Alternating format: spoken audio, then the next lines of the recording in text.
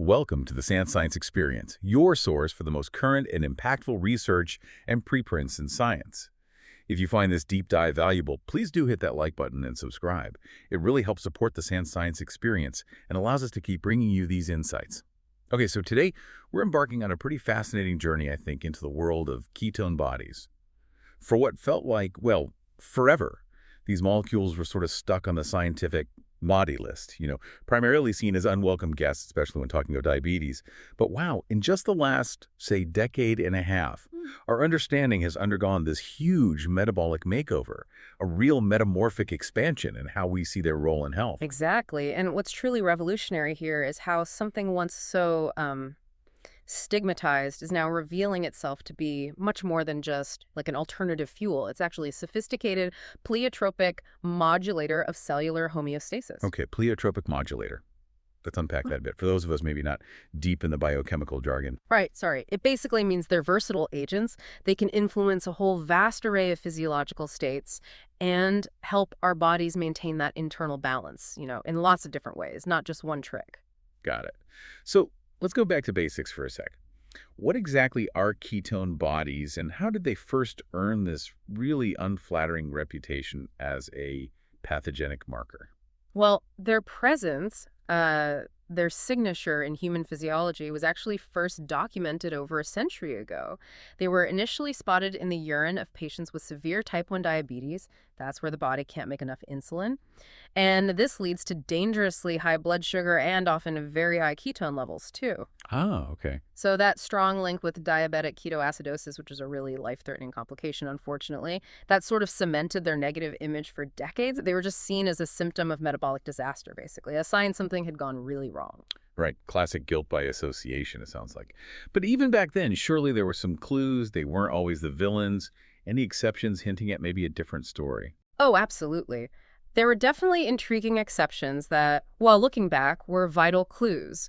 For instance, it was pretty well known that during long periods of starvation, when glucose is scarce, the brain switches things up. It starts using ketone bodies as its main fuel to survive. Critical adaptation, right? Totally critical. And maybe even more fascinating, for over 100 years, ketogenic diets, which deliberately raise ketone levels, have been a really effective treatment for medication-resistant epilepsy. That showed clear anticonvulsant properties.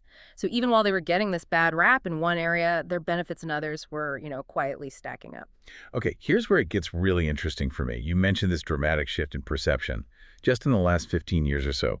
What happened? What catalyzed this huge transformation? How did they go from villain to almost hero? Yeah, the shift has been truly profound. It's really been driven by new research tools and, honestly, a willingness to challenge those long-held ideas. We now understand that ketone bodies, mainly acetoacetate, AcAc, and d-hydroxybutyrate, d-OHB, they aren't just emergency fuel, not at all.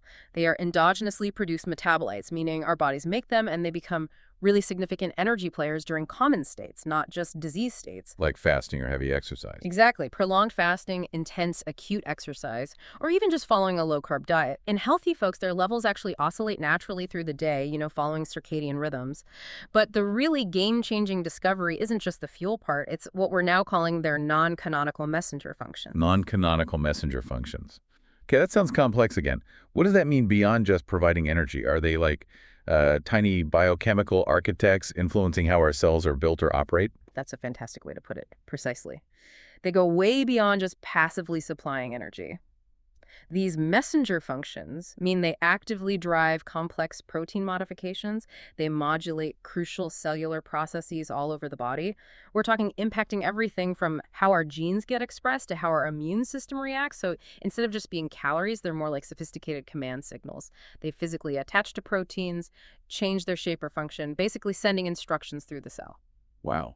And the liver is the main production plant for these messengers, which then get shipped out, right? Yeah. Like a metabolic delivery service. Perfect analogy. The liver is definitely the main site of ketone body production, mostly from breaking down fatty acids, that process called fatty acid oxidation. Once they're made, there's a specific enzyme, sesquetcyclinyl-CoA.3 oxoacid-CoA transferase, bit of a mouthful. Yeah, just a bit. Ah, yeah. SCOT makes sure they're efficiently exported from the liver. It's crucial because it keeps them circulating so they can be used by tissues outside the liver, brain, heart, muscles, you name it. But it's not just about being burned for ATP, our energy currency. AcAc, in particular, can even chip in for anabolic reactions, like building lipids and sterols. So they help build things too, not just break down. Exactly. It shows how incredibly versatile they are. Okay, this messenger idea is captivating. How do they actually send these signals? What are the mechanics behind these diverse effects? Right. This is where the detail gets really fascinating. Recent work shows they induce these effects through several quite sophisticated mechanisms. For instance, d-OHB can signal directly through a receptor called GPR109A. Think of it like a specific lock on certain cells. And d-OHB is the key. Precisely. Turning that lock influences fat metabolism. Notably, it inhibits the release of fatty acids from fat tissue.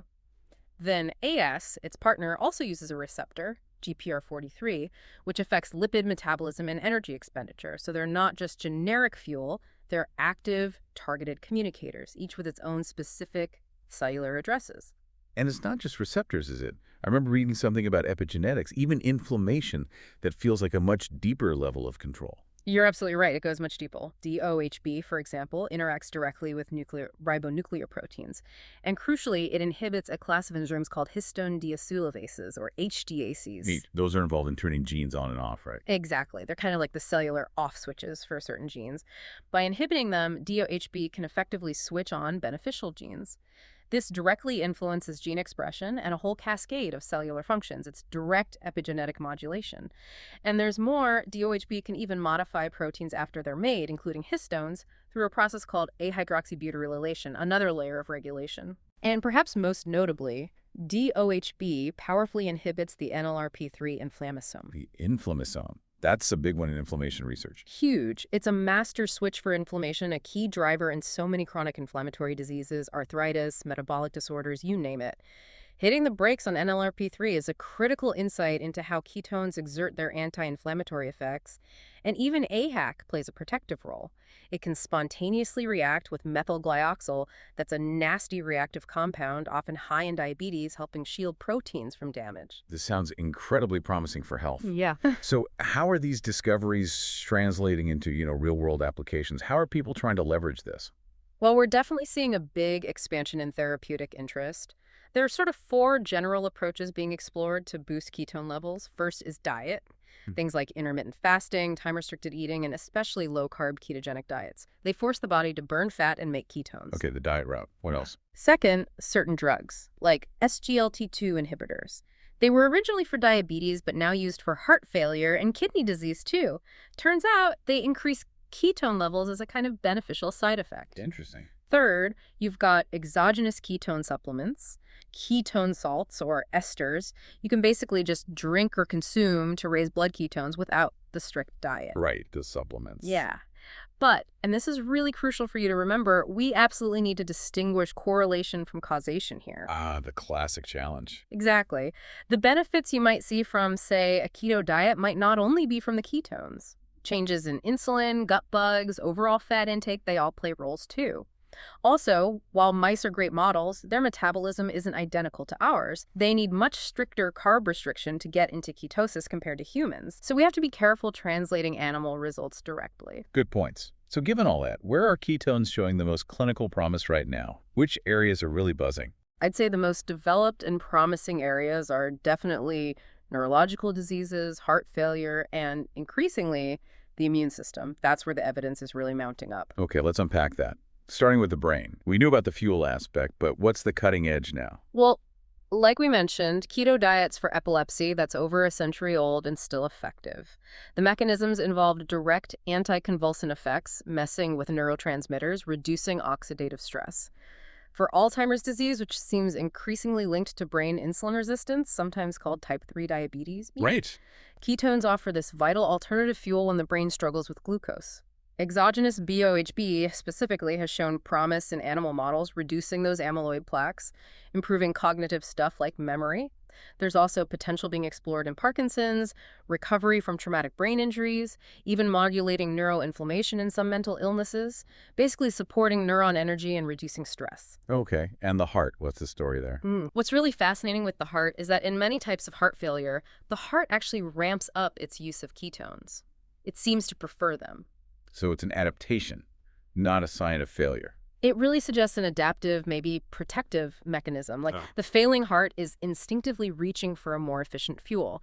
So studies, including clinical trials right now, are looking at how boosting ketone delivery can improve cardiac output, cut down oxidative stress in the heart muscle, and protect against that harmful cardiac remodeling that happens in heart failure. It's so active that some people think the benefits we see from SGLT2 inhibitors in heart failure might actually be partly because they raise ketone levels. That's a really interesting connection. Okay, finally, the immune system. You said this is rapidly emerging. Absolutely. It's a super exciting area. As we touched on, BLOH-B inhibiting the NLRP3 inflammasome, that's a massive piece of the puzzle. That inflammasome drives so many chronic inflammatory conditions, from gout to autoimmune issues.